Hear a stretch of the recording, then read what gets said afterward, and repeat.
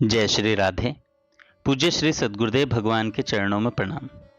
पूज्य श्री सेठ जय दयाल गोयनका जी कहते हैं, श्रद्धा भक्ति एवं भगवान में प्रेम की उत्पत्ति के उपाय।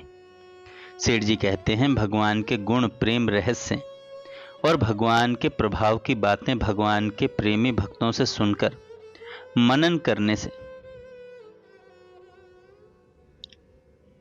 मनन करने से भगवान का प्रभाव जानने से भगवान में श्रद्धा उत्पन्न होती है और उस श्रद्धा से प्रेम तथा भक्ति की वृद्धि होती है।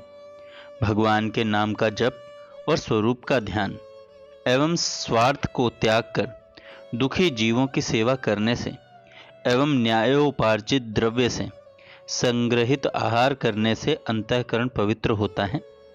तब श्रद्धा, भक्ति एवं प्रेम की वृद्धि होती है। इनकी वृद्धि होने से विषय आसक्ति का नाश हो जाता है और विषय आसक्ति के नाश हो जाने पर काम, क्रोध आदि षड रिपु कभी उत्पन्न नहीं होते।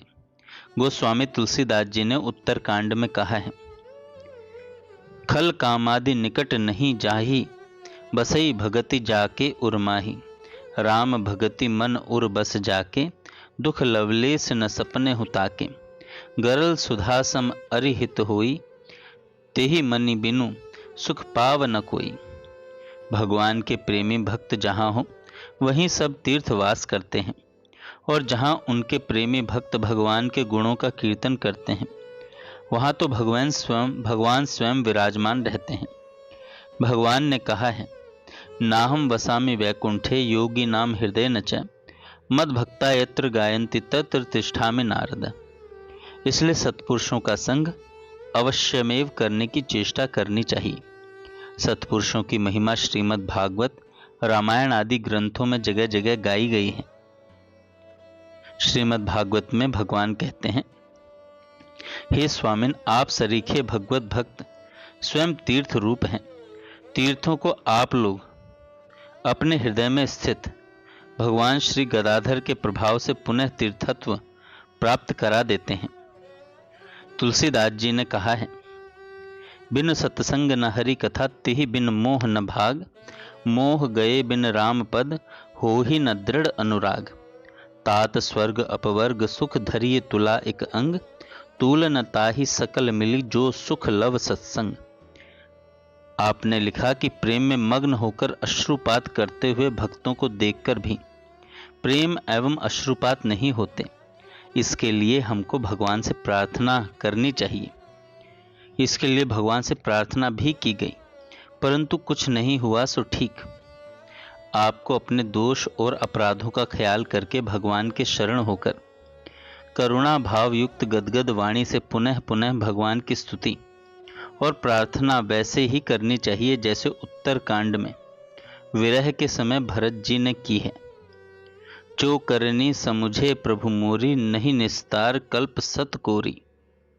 जन अवगुण प्रभु मान न काऊ, दीन बंधु अति मृदुल स्वभाव। इस घोर कलिकाल में सबसे उत्तम भगवान के भजन की महिमा शास्त्रों में गाई गई है। इसलिए ध्यान सहित भगवान के नाम का श्रद्धा और प्रेम पूर्वक निष्काम भाव से नित्य निरंतर जप करने की कटिबद्ध होकर प्राण पर्यंत चेष्टा करनी चाहिए। कलयुग केवल नाम आधारा, सुमिर सुमिर भव उतरहि पारा। कलयुग समयुग आन नहीं, जो नर कर विश्वास। गाय राम गुणगन विमल, भव तर बिन ही प्रयास। भगवान गीता जी में कहते हैं, अनन्य चेता सत्तम यो माम स्मृति नित्यशः, तस्या अहम सुलभ पार्थ नित्य युक्तस्य योगिनः। हे अर्जुन, जो पुरुष मुझ में अनन्य चित्त से स्थित हुआ सदा ही निरंतर मुझको स्मरण करता है, उस निरंतर मुझ में युक्त हुए योगी के लिए मैं सुलभ हूँ, अर्थात सहज ही प्राप्त हो जाता हूँ। मुझ में मन को एकाग्र करके निरंतर मेरे भजन ध्यान में लगे हुए जो भक्तजन अतिशय श्रेष्ठ श्रद्धा से युक्त हुए मुझ सगुण रूप परमेश्वर को भजते हैं, वे मुझको योगियों में भी अति उत्तम योगी मान्य हैं, अर्थात उनको मैं अति श्रेष्ठ मानता हूँ। भगवान गीता जी में आगे कहते हैं, अपि चेतसो दुराचारो भजते माम अनन्य भाग। यदि कोई अतिशय दुराचारी भी अनन्य भाव से मेरा भक्त हुआ मुझको निरंतर भजता है, वह साधु ही मानने योग्य है, क्योंकि वह यथार्थ निश्चय वाला है। जय श्री राधे।